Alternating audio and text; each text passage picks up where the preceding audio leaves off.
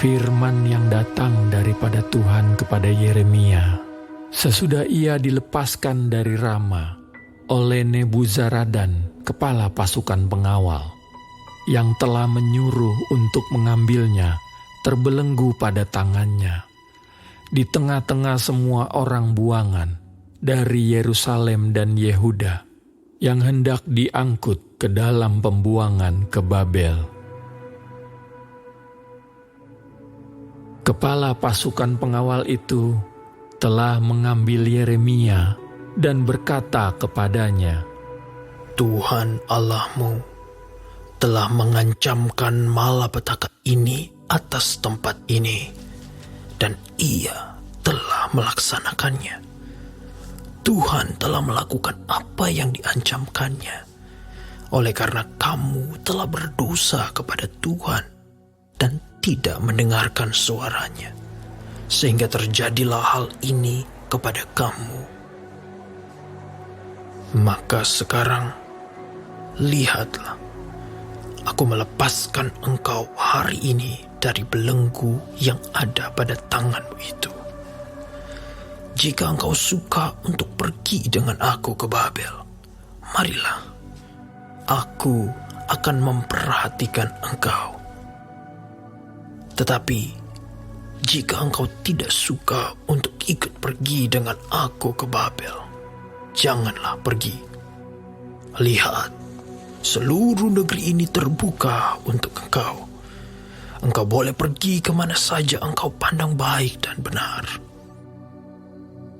Engkau boleh kembali kepada Gedalia bin Ahikam bin Safan, yang telah diangkat oleh Raja Babel atas kota-kota Yehuda, dan tinggallah bersama-sama dia di tengah-tengah rakyat. Atau kemana saja engkau pandang benar, pergilah ke situ.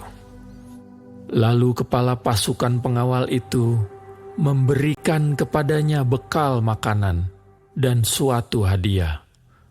Kemudian melepas dia pergi.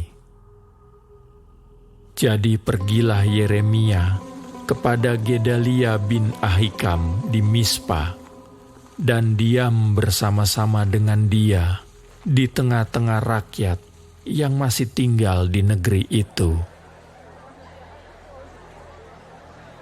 Ketika semua panglima tentara yang masih berada di luar kota dengan orang-orangnya mendengar bahwa Raja Babel telah mengangkat Gedalia bin Ahikam bin Safan atas negeri itu, dan bahwa kepadanya telah diserahkan pengawasan atas laki-laki, perempuan, dan anak-anak, yaitu dari orang-orang lemah di negeri itu yang tidak diangkut ke dalam pembuangan ke Babel. Maka pergilah mereka kepada Gedalia di Mispa. Mereka ialah Ismael bin Netanya, Yohanan bin Kareah, Seraya bin Tanhumet, anak-anak Efai orang Netofa itu, dan Yezanya, anak orang Maaka, bersama dengan anak buahnya. Lalu bersumpahlah Gedalia bin Ahikam bin Safan kepada mereka dengan anak buah mereka. Janganlah kamu takut untuk takluk kepada orang-orang Kasdim itu. Tinggallah di negeri ini dan takluklah kepada Raja Babel, maka keadaanmu akan menjadi baik. Dan aku sendiri, aku menetap di Mispa untuk bertindak sebagai wakil di depan orang-orang Kasdim yang akan datang kepada kita. Tetapi kamu ini, kumpulkanlah saja hasil anggur, buah-buahan dan minyak. Kemudian simpanlah sebagai persediaan, dan tinggallah di kota-kota di mana kamu hendak menetap. Juga ketika semua orang Yehuda yang ada di Moab, di antara Bani Amon, di Edom, dan di negeri-negeri lain, mendengar bahwa Raja Babel telah membiarkan tinggal sisa rakyat di Yehuda dan mengangkat Gedalia bin Ahikam bin Safan atas mereka, Maka kembalilah semua orang Yehuda dari segala tempat kemana mereka telah berserak-serak dan masuk ke tanah Yehuda kepada Gedalia di Mispa. Mereka mengumpulkan hasil anggur dan buah-buahan amat sangat banyaknya.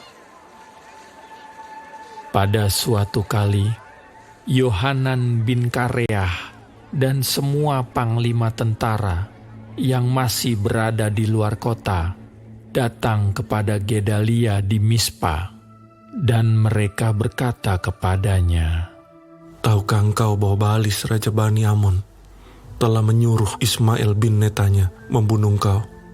Tetapi Gedalia bin Ahikam tidak percaya kepada mereka.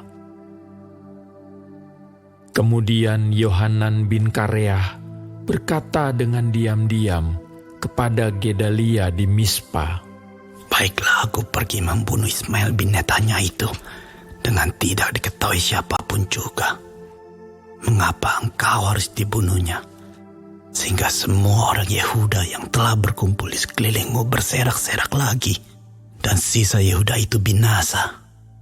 Tetapi Gedalia bin Ahikam menjawab Yohanan bin Kareah, Janganlah lakukan itu, sebab yang kau katakan tentang Ismail itu adalah bohong.